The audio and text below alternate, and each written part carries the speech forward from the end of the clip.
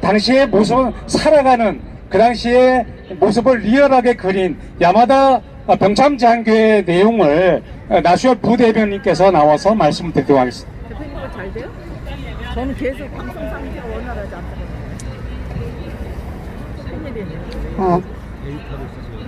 데이터 쓰고 있어요. 무제한 쓰는데. 대한민국에서 위안부에 대한 정보를 어떻게 학생들이며 전 국민이 알고 있냐면 정대협에서 나온 그러한 위안부 증언을 토대로 해서 그 증언을 토대로 해서 역사가 기록이 되고 그 다음에 그렇게 교육을 받고 있어요.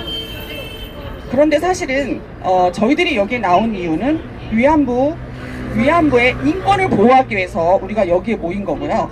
또 하나 저들이 말하는 증언을 토대로 한 그러한 역사 기술이 아닌 모바일 데이터.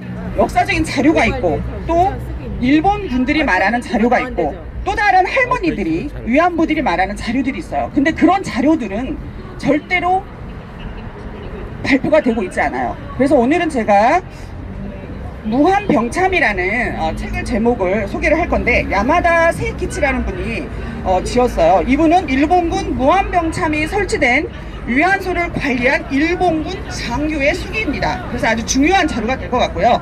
책을 잠깐 보여드리면 이 책입니다.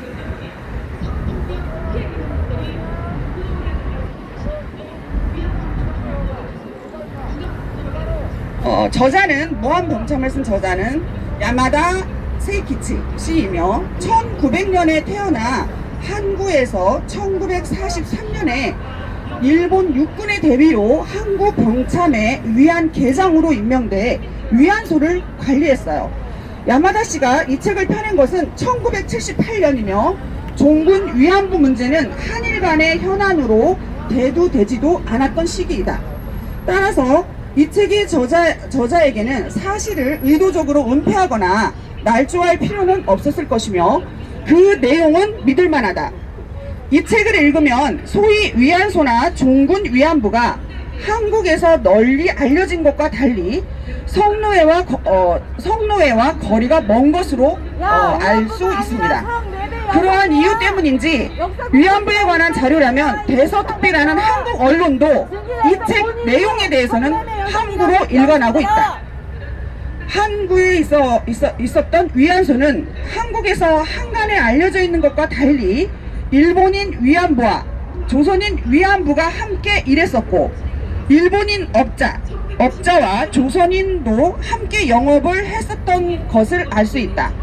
물론 모든 위안소의 공통된 사항이 아닐지도 모르지만 적어도 한국에서 알려져 있듯이 모든 위안소가 위안부를 강제로 감옥 같은 방에 가두고 성행위를 억지로 강요했던 것은 아니다. 그리고 일본군은 관리 감독을 했을 뿐 실제 영업은 모든 업자가 했었던 사실도 알 수 있다. 항구에 있었던 위안소는 한국에서 한간에 알려져 있는 것과 달리 위안소의 경영자는 조선인을 포함한 민간 업자들이었다. 그리고 일본군은 그 민간 업자들을 관리 감독하면서 불법 행위를 단속하고 있었다. 또한 조선인 업자들도 위안소를 경영했으며 적격리에서는 조선인이 위안소 조합의 부조합장까지 지냈던 것으로 돼 있다. 일본군은 이 조합을 통해 위안부와 위안부를 관리 감독했던 것이다. 물론 모든 위안소의 공통된 사항이 아닐지도 모르지만 적어도 한국에서 알려져 있듯이 일본군이 직접 위안소를 운영하며 위안부를 강제로 감옥 같은 방에 가두고 성행위를 억지로 강요했던 것은 아니다. 일본은 위안소를 관리 감독을 했을 뿐 실제 영업은 모든 일본인과 조선인 업자가 했었던 사실도 알 수 있다. 일본군은 위안소를 관리 감독하고 위안부들이 업자들로부터 착취를 당하거나 부당한 대우를 받지 않도록 관리 감독을 하고 있었다. 그리고 위안부들은 화대의 40%에서 50%를 차지할 수 있었던 사실을 알 수 있다. 위안부가 한 달에 300엔이라는 금액을 벌 수 있었다고 하는데 이 금액은 현재 화폐 가치로 60만엔 정도가 된다고 한다. 야마다 씨는 항구 적격리에 있었던 위안소 20군데 중 11군데가 조선인 업주가 경영하고 있었다고 밝히고 있다. 이와 같이 한국에서 알려져 있는 것과는 달리 위안소의 경영에는 조선인들도 적극적으로 가담하고 있었다. 상식적으로 생각해서 일본인 업주보다 조선인 업주가 보다 쉽게 조선인 위안부를 모집하고 효율적으로 관리할 수 있었을 것이다. 앞에서 살펴본 바와 같이 이러한 조선인 업주들도 조선인 위안부들을 여러 수법으로 착취하고 있었다. 또한 야마다 씨의 수기에서 알 수 있듯이 조선인 업주는 직접 조선에서 위안부를 모집하고 직접 항구의 위안소까지 인솔하고 있었다.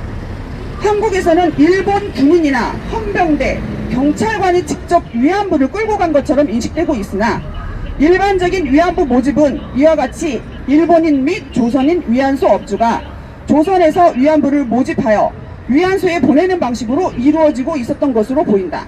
물론 이것이 모든 위안소의 공통된 사례라고 단정할 수는 없으나 적어도 일본군이나 경찰이 마을을 습격하고 처녀를 끌고 가는 것으로 모집이 이루어졌다고는 보기 어렵다.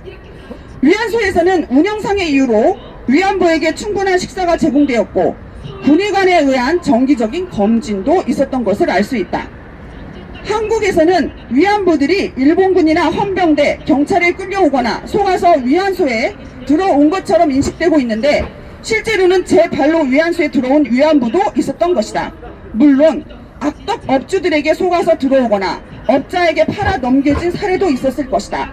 다만 이와 같이 위안소에서 일하는 것을 자원한 사례도 있었다는 것은 엄연한 사실이다. 이상입니다. 반일동상 진실규명 공대위.